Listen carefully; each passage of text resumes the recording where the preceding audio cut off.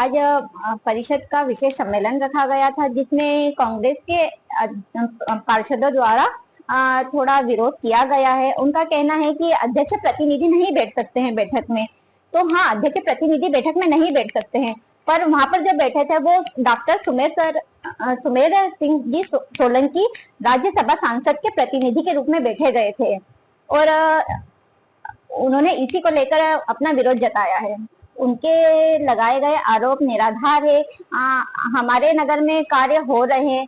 कारंजे से मुख्यमंत्री अधोसंरचना के तहत कारंजे से सरस्वती आई हॉस्पिटल तक 10 करोड़ की लागत में जो रोड का निर्माण हो रहा है, उसका कार्य चल रहा है और कायाकल्प फेज 2 का कार्य पूर्ण कर चुके हैं, जिसमें बीजेपी के पार्षदों के साथ साथ कांग्रेस के पार्षदों के भी रोड बने हैं और उनका कार्य भी किया गया है।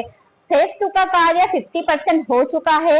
मुख्यमंत्री अधोसंरचना के तहत 5 करोड़ के कार्य में से 1 करोड़ का कार्य पूर्ण हो चुका है, जिसमें हमारा जो कांग्रेस के पार्षद है वार्ड नंबर 1 के उन नवलपुरा में जो रोड है उनका निर्माण किया गया है और भारूड मोहल्ले का रोड है उसका भी निर्माण किया गया है।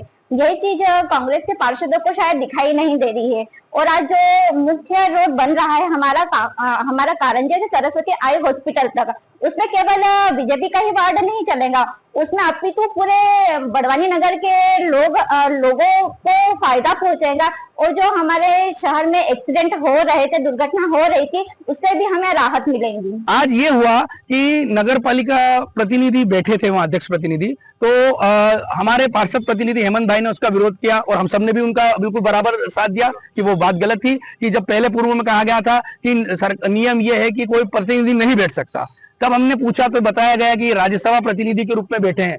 नगर पालिका अधिनियम के तहत राज्यसभा का प्रतिनिधि कहीं बैठ नहीं सकता। राज्यसभा सांसद अपना प्रतिनिधि नियुक्त नहीं करते हैं, नगर पालिका में वो नहीं बैठ सकते।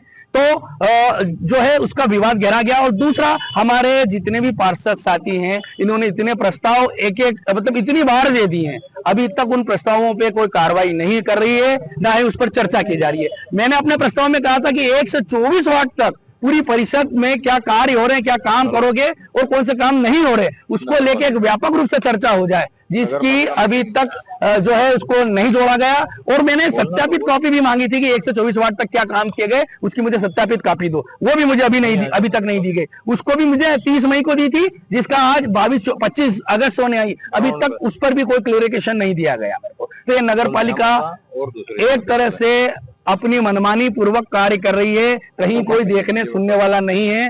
कितना भी विरोध करो, इनके कानों में जू नहीं रहेंगे। वार्ड क्रमांक 6 पार्षद सचिन कैलाश चंद्र शर्मा बड़वानी से आज नगरपालिका परिषद की बैठक रखी गई थी, जिसमें नगरपालिका परिषद में हमारे कांग्रेस के पार्षदों के द्वारा बहिष्कार किया गया।